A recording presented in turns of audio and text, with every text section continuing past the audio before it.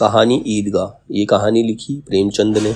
इसमें एक छोटे से बच्चे की कहानी है, उसकी मानसिकता को दिखाया गया है, किस प्रकार से वो अपने बारे में ना सोचकर अपनी बूढ़ी दादी के बारे में सोचता है। एक बच्चे का मन क्या होता है, ललचाता है। बच्चा जाता है, दूसरों को देखता है, उसको भी वो इच्छा होती है कि वो चीज़ उसके पास हो। लेकिन इसमें जो हामिद है, जो एक छोटा सा बच्चा हामिद है, उसकी सोच को दिखाया गया है कि वो अपने लिए कुछ ना लेकर के अपनी दादी के लिए एक चिमटा खरीदता है, क्योंकि उसे अपनी दादी की परेशानी याद आती है। उसको लगता है कि रोटी बनाते वक्त उसकी दादी के हाथ जलते, अपनी दादी के बारे में सोचता है। तो ये उस छोटे से बच्चे की कहानी है। तो बाल मनोविज्ञान पर लिखी हुई एक कहानी है। ये बाल मनोविज्ञान पर लिखी गई हिंदी की सर्वश्रेष्ठ कहानियों में ईदगाह जो है टॉप पर है, शिखर पर है। इसमें प्रेमचंद हामिद नामक बच्चे के माध्यम से दिखाते हैं कि गरीबी और अभावों में किस प्रकार बचपन की मासूमियत खत्म हो जाती है। बचपन की मासूमियत क्या है, जो देखा वो लेने की इच्छा हो गई, लेकिन उसके अंदर वो मासूमियत नहीं है, उसके अंदर ज्ञान है, उसके अंदर इमोशंस हैं।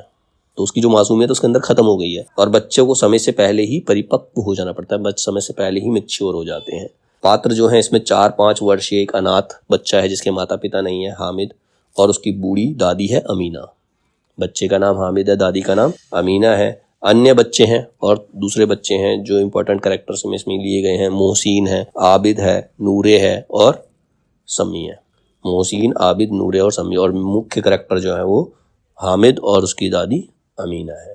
अब इसमें उद्धरण क्या है, आशा तो बड़ी चीज है, और फिर बच्चों की आशा, उनकी कल्पना तो राई का पर्वत बना लेती है। मतलब अपनी फैंटेसी से छोटी से बड़े से बड़ा सपना देख डालते हैं 1 मिनट में। छोटे बच्चे जो होते हैं, इतने बड़े कॉलेज में कितने लड़के पढ़ते होंगे। सब लड़के नहीं हैं जी, बड़े बड़े आदमी हैं सच। उनकी बड़ी बड़ी मूछें, इतने बड़े हो गए अभी तक पढ़ने जाते हैं, ना जाने कब तक पढ़ेंगे और क्या करेंगे इतना पढ़कर। ये वो गांव के बच्चे हैं जो जा रहे हैं, जो और कॉलेज जाते हुए लड़कों को देख रहे हैं। अब उनको ऐसा लग रहा है कि पूरे पूरे आदमी हो गए, पता नहीं कब तक पढ़ते रहेंगे। तो दिमाग में बातें चल रही है बच्चों के। जब ईदगाह जाते टाइम रास्ते में देखते हैं, मनो आटा पीस डालती है, जरा सा बैट पकड़ लेगी तो हाथ कांपने लगेंगे। सैकड़ों घड़े पानी रोज निकालती है, 5 घड़े तो मेरी भैंस पी जाती है। किसी मेम को 1 घड़ा पानी भरना पड़े तो आंखों तले अंधेरा आ जाए। अब अपने गांव की व्यथा बता रहे हो बच्चे कि हमारे गांव में जो माएँ हैं, दादियाँ, वो किस मटके सर पे रख रख के पानी लेके आती है। भैंस के लिए भी पानी वो सर पे रख के लाते, 5 मटके एक भैंस पानी पी जाती है। अगर किसी शहर की लड़की को, शहर की औरत को ये करना पड़े तो उन्हें पता चले कि कितनी मेहनत लगती है। चौधरी साहब के काबू में बहुत से जिन हैं। कोई चीज चोरी चली जाए, चौधरी साहब उसका पता लगा देंगे, चोर का नाम बता देंगे, जिन्नात आकर उन्हें सारे जहान की खबर दे जाते हैं। अब इसमें जिन, चौधरी साहब के पास कौन सा जिन है, पैसे का जिन है। अपने पैसे के बल पर वो सब कुछ कर सकते हैं। मोहसिन ने प्रतिवाद किया, यह कांस्टेबल पहरा देते हैं, तभी तुम बहुत जानते हो अजीहरत, यह चोरी करते हैं। शहर के जितने चोर डाकू हैं सब इनसे मिले रहते हैं। रात को ये लोग चोरों से तो कहते हैं चोरी करो, आप दूसरे मोहल्ले में जाकर जागते रहो। मतलब चिल्ला चिल्लाकर चोरों को पहले ही बता देते हैं, पहले ही उनको आगाह कर देते हैं और पुकारते हैं, तभी इन लोगों के पास इतने रुपए आते हैं। मतलब कांस्टेबल वगैरह, इनके पास पैसे कहाँ से आते हैं, इनकी नौकरी में इतने पैसे नहीं मिलते, लेकिन चोरों से मिले होते हैं इनके पास, इसीलिए इतना पैसा है। तो यहाँ रिश्वतखोरी को भी दिखाया। यहाँ कोई धन और पद नहीं देखता, इस्लाम की निगाह में सब बराबर है। कितना सुंदर संचालन, ईदगाह का दृश्य है। वहाँ पर चाहे अमीर है चाहे गरीब है, सब एक साथ झुकते हैं, एक साथ उठते हैं, एक साथ बैठते हैं। तो वहाँ पर अमीर गरीब का जो फर्क है वो खत्म हो जाता है। तो इस्लाम की निगाह में सब बराबर हैं। कितना सुंदर संचालन है, कितनी सुंदर व्यवस्था। लाख सिर एक साथ सजदे में झुक जाते हैं, फिर सब के सब एक साथ खड़े हो जाते हैं, एक साथ झुकते हैं, एक साथ घुटनों के बल बैठ जाते हैं। कई बार यही क्रिया होती है, जैसे बिजली की लाखों बत्तियां एक साथ प्रदीप्त हों और एक साथ बुझ जाएं। जो बिजली की लड़ियां दिवाली पे हम लगाते हैं, एक साथ जलती बुझती है ना, उसी प्रकार से वो सारे लोग एक साथ उठते हैं, बैठते हैं, सर झुकाते हैं एक ही लाइन में। तो उस तरह से वो दृश्य दिखाई देता है और यही क्रम चलता रहता है।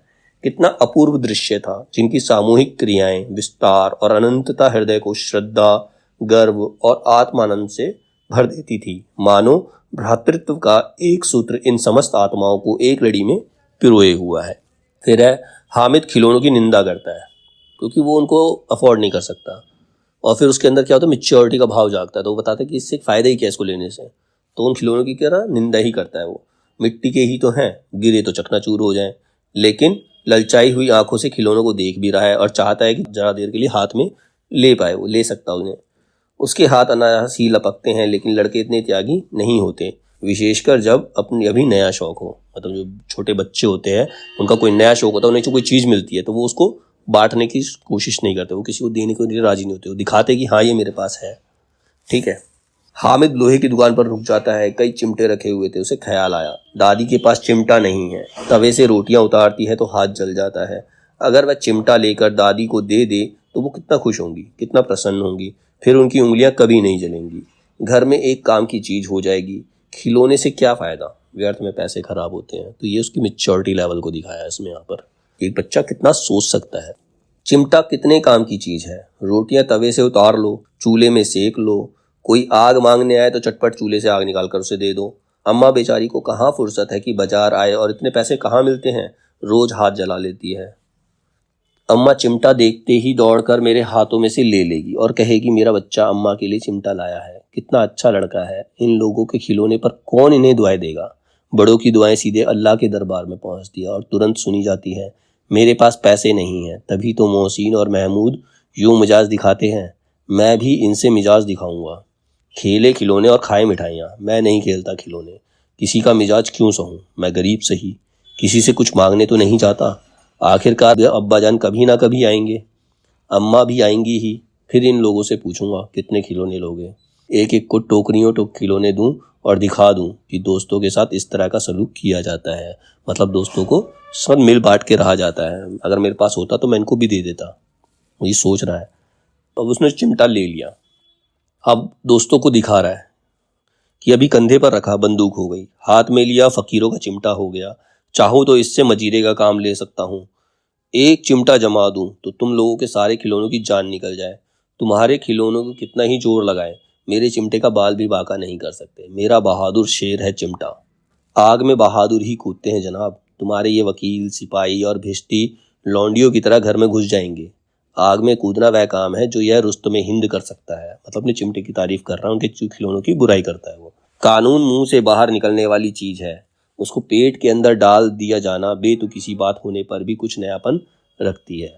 बुढ़िया का क्रोध तुरंत स्नेह में बदल गया। अब वो चिमटा लेके घर पहुंचा तो दादी गुस्सा हो गई कि मैंने तुझे चीज खाने के लिए, खिलौने लेने के लिए पैसे दिए थे और तू क्या फालतू की चीज उठा के ले आया। तो पहले क्रोधित हुई, लेकिन जब उसकी बात सुनी तो उसका जो सारा गुस्सा है वो गायब हो गया और उसे प्यार से देखने लगी। और स्नेह भी वह नहीं जो प्रगल्भ हो और अपनी सारी कसक शब्दों में बिखेर देता। मतलब प्रेम उमड़ा, लेकिन वो कुछ बोल नहीं पाई, चुपचाप सिर्फ उसे देखती रही। यह मूक स्नेह था, खूब ठोस, रस और स्वाद से भरा हुआ। बच्चे में कितना त्याग, कितना सद्भाव और कितना विवेक है। बच्चे हामिद ने बूढ़े हामिद का पार्ट खेला था। बुढ़िया अमीना बालिका अमीना बन गई।